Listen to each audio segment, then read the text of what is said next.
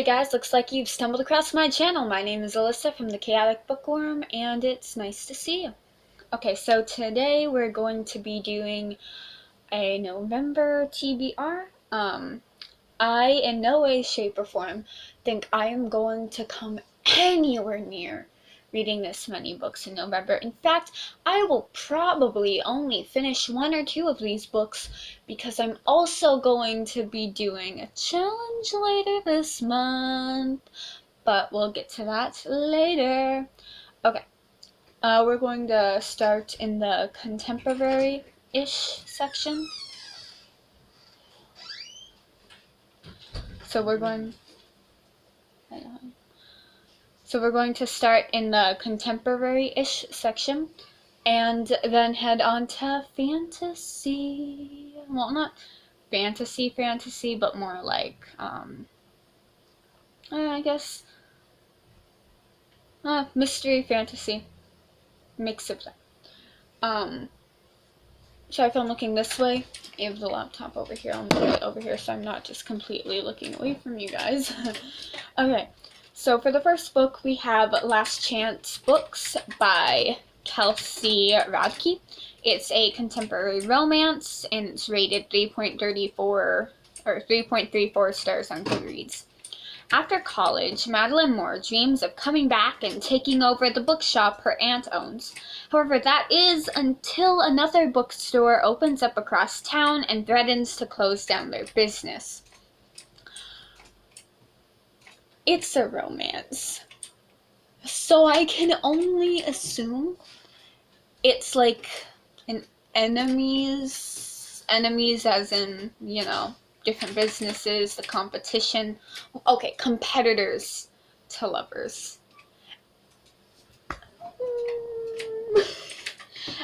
And I love that. So, yes. It sounds really cute though.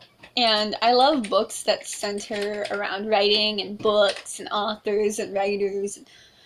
I love that. So, it sounds really cute. And that's book one. Book two, Take Me Home Tonight by Morgan Matson. I've heard so much about this book, so many good things. There is a Pomeranian on the cover of the book. If that's not magic, I don't think I know what magic is. Okay, it's a YA fiction. It's rated 3.74 stars on Goodreads. This story takes place over the course of a single night, which is just so cool to me. I could not imagine writing a book that takes, it's like over 60, probably around 70,000 words, dedicated to one night, not a day. Well, it probably does start days, but one night. That's probably around 8 hours that this book takes place in. 8 to 10, maybe more, depending, because I haven't read it, obviously. It's on my TBR. But I could not imagine being able to, because I have a habit when I'm writing of making my scenes way too short and lacking bits of details, which editing comes in way handy with that. But, I just could not imagine. That's such a short time frame. I could not imagine writing something like that. Two girls sneak out for a thrilling adventure in the great city of New York. I love New York. However, everything that can go wrong does. Family drama, friendship drama, relationship drama, parties, all that type of drama, as they consider their choices and realize their futures. I feel like I'm really going to like the friendship dynamic in this. That's what I've heard most about. I know that there's a lot of exes. I think there's one ex involved, and then a decent amount of romance. But since the friendship seems like it takes center stage, but well, the two girls are friends going out on a night of adventure, so it's either they end up leaving each other, which obviously doesn't seem like it's going to happen, or the friendship does take center. which from what I hear about it, it does. And that just, it's nice, okay? It sounds like a really nice story. We Were Liars by E. Lockhart. It's a YA fiction psychological thriller. It's rated 3.8 stars on, it's rated 3.8 stars on Goodreads. I couldn't find too much descriptions on this. In fact, I could only find this line repeated. Taking place on their private island, the Sinclairs seem like the perfect family. I think I saw something else about one of the main characters not remembering a past event. Something like that. I don't even know. But it sounds like a pretty interesting story. I mean, I've heard quite a bit about it. Some of my favorite booktubers have videos on it. So, sure, we'll see, right? We'll see.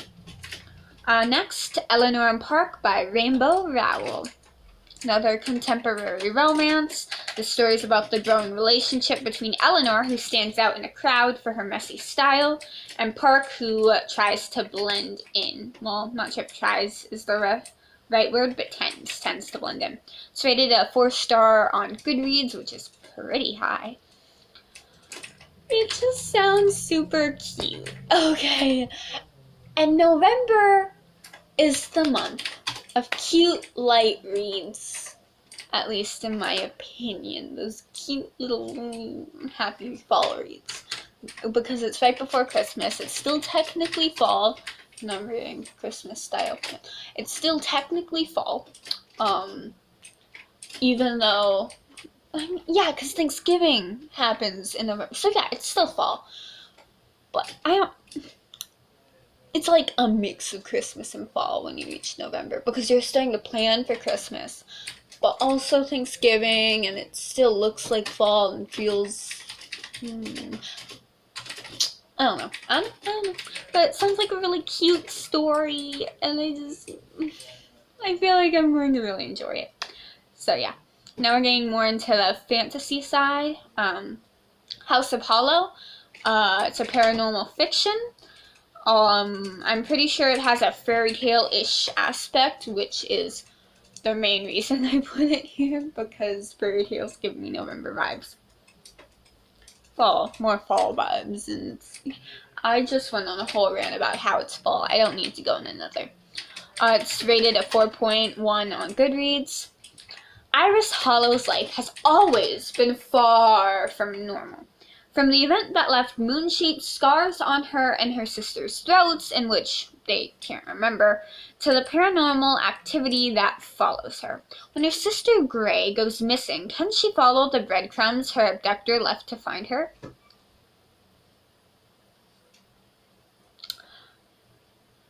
Okay. Maybe it's not quite fall-y, but you know, it has that spooky vibe that you have in fall. Yes, Halloween did pass. Yes, October did. Shush. I haven't even finished any of the books I was planning on reading in October. Well, I mean, I guess I finished it. I finished a few. Is my eye bleeding? No, my eye's just red. Okay, anyway. Next book, Clockwork Angel by Cassandra Clare. It's a fantasy adventure rated 4.3 stars on Goodreads, which is the highest rating I have seen so far, I believe. It's the first in the Infernal Devices series, and then I just took this description off of Goodreads because I did not want to reword it. Honestly, I didn't feel like it, so I didn't. Let's see. The year is 1878. Tessa Gray descends into London's dark, supernatural underworld in search of her missing brother. She soon discovers that her only allies are the demon-slaying shadow hunters, including Will and Jem, the mysterious boys she is attracted to. Oh my god, of course it's a love triangle. Okay, we'll see. Soon they find themselves up against the Pandemonium Club, a secret organization of vampires, demons, warlocks, and humans. Alright. It sounds decent. I mean, it feels like it's going to be a really tropey book, but I've heard really good things about it, so, I'm willing to try it. It's definitely not the kind of book I'd pick up if I'd heard nothing about it, but, we'll see. And then I took this from the last TBR I did because I need to read it. It's needed.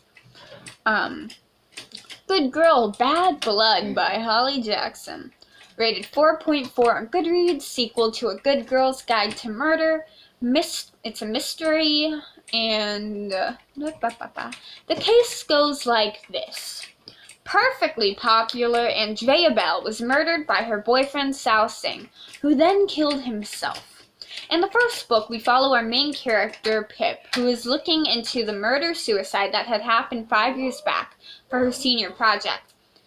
However, she finds that this case may not be quite closed. I read the first book mid-October. It was so good. So good. So good. So good. It was so good. So good. I couldn't. That was the description for the first book because I have no idea, like absolutely no idea what the second book is about. And I'd like it to stay that way for now. I need it in my life. Like decades ago. I am so excited to read this book. You don't even know.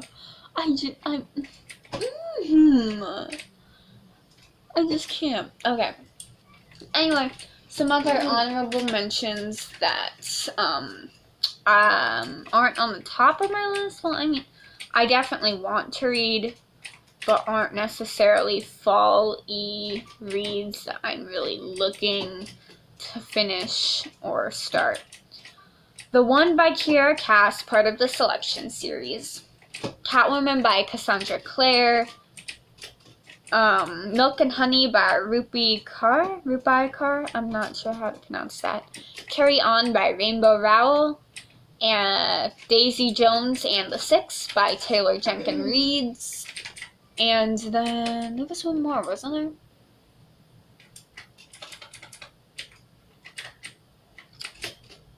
No, I think that was it. I think I'm just... Marina by Carlos... name on screen. I don't remember.